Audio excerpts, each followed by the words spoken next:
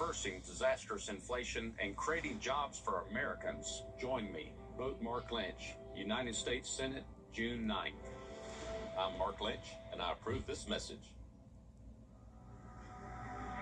I think that music is a kind of magic. As a therapist, I have seen firsthand what music can do. And because of my lottery-funded life scholarship, I was able to go to school and turn my passion for music into a career that helps others. And that is pretty magical too. Better support means a better South Carolina. And a better South Carolina means a better you. The Live 5 or 6 Skyview Network, sponsored by Terry Lambert Hyundai. Right now on News Channel 6 at 6, Augusta leaders say it is time to talk about data centers. What plans they hope to pass before the growth of more data centers as your News at 6 starts now. Live from Television Park, this is WJBF News Channel 6 at 6. Good evening, everybody. I'm Brad Means. And I'm Jenny Montgomery. Thanks so much for joining us. We're going to get to our top stories in just a moment, but first we want to take a look at the weather. Chief Meteorologist Jennifer Tracci is tracking more storms coming through our area. That's right, and those storms are leading to some flooding concerns. We have an aerial flood advisory until 7:15 for parts of Saluda and Edgefield counties. You can see this portion of Edgefield County getting close to 2 inches of rain. And this says over the last 3 hours, but really this storm started developing just around an hour and a half ago. So this rain is coming down in buckets. You can see it is definitely lightening up as we do have some lighter showers now in Edgefield County and then some lightning strikes up in the town of Saluda still. Now moving down towards the south, parts of Columbia, McCormick, and Lincoln County also seeing that rain. It's impacting our southeastern counties. Barnwell has a heavy shower over it now, and then parts of the border of Screven and Allendale County dealing with a heavy shower with some lightning strikes down there. That's where we happen to have a gap. So over the past 5 days, most of the CSRA has seen at least around 4 inches of rainfall, several spots climbing up to around 8 to 10 inches of rain. But notice down there in Screven and Allendale County, we still only have around a half an inch to 1 inch of rain. So that shower that's happening now will quickly start to close that gap. And right now on our Terry Lambert Hyundai Skyview you can see the storms in the distance up at Soap Creek Marina. Temperature-wise, it is cooler towards the north, closer to the rain. 75 in Washington, nearly 20 degrees warmer down south, 92 in Sylvania. But all of us dealing with the high dew points today. Very, very humid out there. Dew points are in the 70s, and temperatures will start to fall into the 70s by the 7 o'clock hour in Augusta. We'll be at 75 degrees at 10 p.m. Looking ahead, rain chances are lowering on Wednesday, but then picking back up as we go into the end of the week. And as we wrap up the month of May, things are looking very wet. I'll have more details on that coming up, but back to you. All right, Jenna, thanks a lot. And happening now, we will soon know the name of Augusta's minor league hockey team. This is a live look at a ceremony that just got underway where both the team name and the team logo will be revealed. Last year, team leaders, you may remember, including co-owner Tim Tebow, announced that Augusta fans would name the team through online submissions. That team is set to return to the ice in the brand new Augusta Arena in October of 2027. Still waiting for the name, and we'll let you know when they announce it. Some Augusta leaders feel it's time to have the talk about data centers. Commissioners debating whether there needs to be a moratorium on future sites until new zoning regulations are in place. Here's George Escala. Gordon Highway near Haines Station is where Augusta's first data center has been approved. They're popping up everywhere. And there's going to be another one being proposed sooner or later in the South Augusta area. Defer to another time. City planners are currently working on new regulations for data centers for things like location, noise, and size, and are suggesting commissioners adopt a moratorium on new applications until the rules are finished. We can put one in place, but we have to be careful how we word it, because there are some things we need to learn about data centers. We need to put measures in place for future data centers. But at the request of the chair of the Public Services Committee, tabled the discussion on adopting the moratorium. As far as it goes, we can do ordinances without having to do this moratorium and take a look at it. This motion being that it's being tabled, is currently being suggested as table without opposition. But Commissioner Jordan Johnson saying he wants the full commission to take up the data center moratorium at next week's meeting. The citizens of this county have made their voices very clear when it comes down to data centers in our neighborhoods. I think we should take a break and figure out how to hear their voices and turn that into legislative action. Commissioners putting off hitting the brakes on data centers for now, but the discussion on a moratorium is just heating up. In Augusta, George Escala, WJBF, News Channel 6. A weekend that started with graduation celebrations turned into mourning for many families in Burke and Emmanuel counties. Nikeria Johnson, Kinserio Walker, and James Walker all killed after a tree fell across the road and hit their vehicle during Saturday night's severe weather. Nikeria Johnson and Kinserio Walker had just graduated from Swainsboro High School last week. James Walker, Kinserio's father, now being remembered as a mentor and community leader. Oh, only way to describe James and Chero was, very, very friendly. Everybody that met him, they didn't meet a stranger. Yeah, Pastor Brad McKenzie there of Jesus Saves Church says Walker and his family sat front row during services. A lot more reaction on this horrible story coming up tonight on News Channel 6 at 11. New tonight in Richmond County, the Sheriff's Office needs your help to find a suspect. They say Sidney Yilmaz is wanted in connection to a child cruelty investigation tied to an incident on Telfair Street. An incident report states an infant was taken to the hospital this morning and tested positive for amphetamines. No word yet on Yilmaz's connection to the child, but if you have any information, please call law enforcement. McCormick High School is closed for the final week of school after a fire damaged the gym roof. The fire started just after 11 o'clock Friday night. More than 75 firefighters from across the state responded to contain the flames. School officials say cleanup and damage assessments are underway. Crews now checking air quality and water damage across campus. For one student, it's still hard to take in. I was scared. I just really thought that we was not going to be able to, go to school no more because of the fire that happened. And it's really sad to see how lightning did that to our school. Cleanup continues. Graduation still set for Friday, May 29th at 10 a.m. Now a new location will have to be announced. The district says updates will be posted on its Facebook page. Well, today marks the start of early voting for the South Carolina. Still ahead, summer break may have just started, but Georgia education leaders are already looking toward next school year. What changes teachers and students will see in the classroom in the fall? Next. Bias isn't having an opinion. Our chief meteorologist, Jeff Petracci, covering an active weather situation once again. Yeah, another rainy day in the CSRA, and all across the two-state, we're seeing those scattered showers and storms, and some of those storms are leading to flooding concerns. I'll have all the details with your full Vapor 6 forecast when we return. Attention shoppers. We're offering 99 cents off of 9 items until 9 o'clock.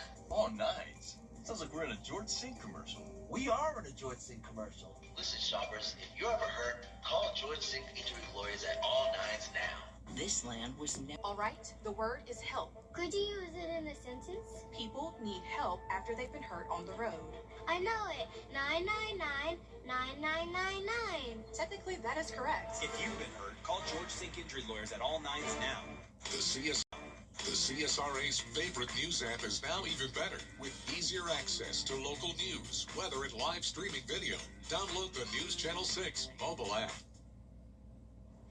Now, your most accurate forecast with WJBF Live 5/6. Welcome back. So this is interesting to point out. You can see the blue color here is representing 300% times the normal amount of rainfall we would typically see up until this point of the month of May, and that includes several counties north of I-20, from Richmond County down to Burke, Emmanuel. We have had so much rain, and it's finally putting us in a surplus for a change. Right now on Live Viper 6, several places are actually dry. Most of the activity is north of I-20 and in our southeastern counties. Now to the west of us, we do have more rain. That is all moving up towards the north, so a lot of that is missing us, but that's where there's an aerial flood watch, so the higher threat of flooding is just outside of our viewing area. But like I mentioned at the top of the show, we do have an aerial flood advisory still ongoing for another hour for Edgefield and Saluda counties. We had some minor flooding confirmed by the emergency management up there in Saluda County. Just some minor flooding on low-lying and poor drainage areas.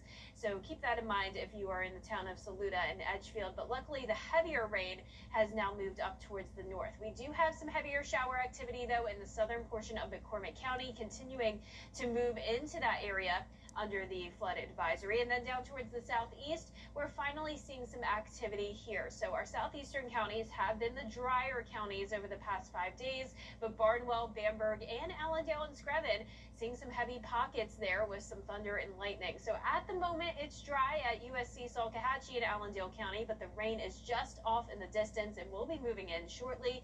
It's very breezy, warm, and humid. 89 degrees in Augusta, but it's feeling like 95. That's how humid it is out there, with dew points in the 70s. Our sunset will be at 8:29. Now around the CSRA, we've got, or all across the southeast, I should say, we have 70s and 80s, a lot of moisture coming in from the Gulf, and then we have the stalled frontal boundary to the north. So between that front and the southerly flow, that is triggering the showers and storms to develop, and there's so much moisture in the air that when these showers develop, they're dumping so much heavy rain. So we have that slight risk of excessive rainfall for the rest of today. The county shaded in yellow is where we have the highest likelihood of some flash flooding. And then by tomorrow morning, we'll be dry, 68, some patchy fog possible, another mostly cloudy day, but the rain chances will be a little bit lower tomorrow. So you'll see that on our feature cast here tonight at 7 p.m. Scattered showers and storms still across the area. Still continuing in our southeastern counties by 11 o'clock tonight, but then once we get to the overnight hours, we're dry. Your morning commute looks a-okay, and then once we get into the afternoon, mostly north of I-20 in our southeastern counties, again, we'll see some of that rain, but definitely not a widespread threat for tomorrow. By 11 p.m., we're looking good. Now, another dry start to Thursday morning, but you will notice a bit more coverage Thursday afternoon. We're going to be watching a cold front approaching from the north, and as that cold front sits over the area, going into the weekend, that will keep rain chances high starting on Friday. So there's 4 o'clock Friday afternoon. Definitely a very wet evening. We're expecting widespread downpours Friday night, very similar to how last Friday is. And then same on Saturday, widespread rain still in the forecast with that stationary front across the region. Now you'll also notice some cooler temperatures this weekend. Highs are dropping into the upper 70s, lows in the 60s, and by the time we get through the end of May, I'm expecting a widespread 2 to 3 inches of rainfall, but those areas that do see the storms develop could easily see more rain than that. Keep in mind, last May is the last time we had a significant surplus of rain, and it looks like this May is ending up about the same. So every other month we have been in a deficit, so this rain is very beneficial to help with our drought, and it will be continuing into June as well. First day of June's on Monday. We're expecting those cooler temperatures with the highs dropping into the 70s. Also cooler mornings, lows in the 50s, and we'll have around a 30 to 40% chance of rain each day for that first week of June. Now, congratulations to today's umbrella winner. That is Vashon Fielding from Augusta. Vashon, you can pick up your Viper 6 umbrella here at the station and sign up to win yours on WJBF.com. All right, thanks, Jenna. All right. Coming up, Westminster Schools of Augusta, the girls soccer team gearing up for the state championship. We're covering their run for the title next in sports. Dixie Belle Peaches store. Politician Burt Jones. He's for sale, and Georgia is paying the price. The Live Viper 6 Skyview Network, sponsored by Terry Lambert Hyundai. The Live Viper 6 mobile app. Download it today. Now, WJBF sports coverage you can count on. Westminster Schools of Augusta has two teams playing in the state championship down in Macon. The girls were supposed to play at 5 p.m. tonight, but Mother Nature had other plans. A weather delay postponed the GIAA 3A state championship between Westminster and Frederica. Not only was there lightning, but pouring rain this afternoon. Families and student athletes congregated inside Stratford Athletics hospitality room, and they're currently moving from the real grass field to the practice turf field due to field conditions. We're still waiting on confirmation on the time when the 3A match will be played. Stay tuned with us. Now, South Carolina High School League has also decided to postpone the state championship game for Saluda versus Chesterfield. That game was recently scheduled for today at 6 p.m., but because of the bad weather, that game will be moved to tomorrow at 6 p.m., and we will have full coverage from that game at 6 and 11. And it was a great day for 4 Cross Creek High School student basketball players as they signed their letter of intent to continue their careers. Guard Rashard Luke, who will attend Denmark Tech, and point guard, shooting guard Dontrell Jackson, he signed to play at Bishop State. Three-way player Ian Leverett, he signed his letter of intent to play at Coffeyville Community College. And guard Makai Brigham will play track and field for the South Carolina State Bulldogs. All 4 of these players were part of the winning state championship team back in March, and they are grateful to have left a mark and embark on a new journey in college. My teammates, they helped me get through a lot. You know, they was always there, always having support. They was talking about it throughout the whole basketball season, just going to track and just seeing what they have to offer for me. And they just encouraged me the whole entire way. So it's amazing to have the support and everybody here show out, you know, just let me know that it's good, that I'm okay, that I can go on to the next stage and just do as best as I can. Again, congratulations to all 4 of those players. And some sad news from the world of baseball tonight. Former Braves star Bob Horner has died. Horner was drafted by the Braves with the top overall pick in 1978 and went straight to the major leagues. He was the National League Rookie of the Year that year, 4-time All-Star, and hit 215 home runs for the Braves over 9 years, including 4 in 1 game in 1986. No cause of death was given. Bob Horner was 68 years old. And be sure to stay tuned tonight for a Scholar Athlete special airing tonight from 7 p.m. until 8 p.m. We honor athletes who go above and beyond in their sport, classroom, and in the community. There will also be a funny blooper reel from their interviews, which I created. So make sure to tune in and watch that at 7 p.m. All right, look forward to that. Thank you so much, Allison. And breaking news, yes, it's happened. Just into our newsroom. Augusta's new minor league hockey team is going to be called the Augusta Lynx, just like about 18 years ago. The announcement made a few minutes ago, the team's colors green, white, and yellow. That is a change from the blue and the gray. Yep. We'll cover today's announcement for you and show you all the merch right here at 11 o'clock. We'll be right back. At Science Co., our... Here's one more look at our 10-day forecast. We're going to see highs in the 80s through Friday, then dropping to the upper 70s starting on Saturday, continuing into June, and we will have those daily chances of showers and storms. You probably rolled down a hill a time or two, but how about while chasing a giant wheel of cheese? That's the goal of an annual contest in England where spectators watch competitors race down a steep slope. Winners reach the bottom first, of course, then catching the cheese. Well, that's almost impossible. This year it was all done in sweltering heat as well during the hottest May on record. This event's been going on since 1826. Thanks for watching, everybody. Have a good night. Good night.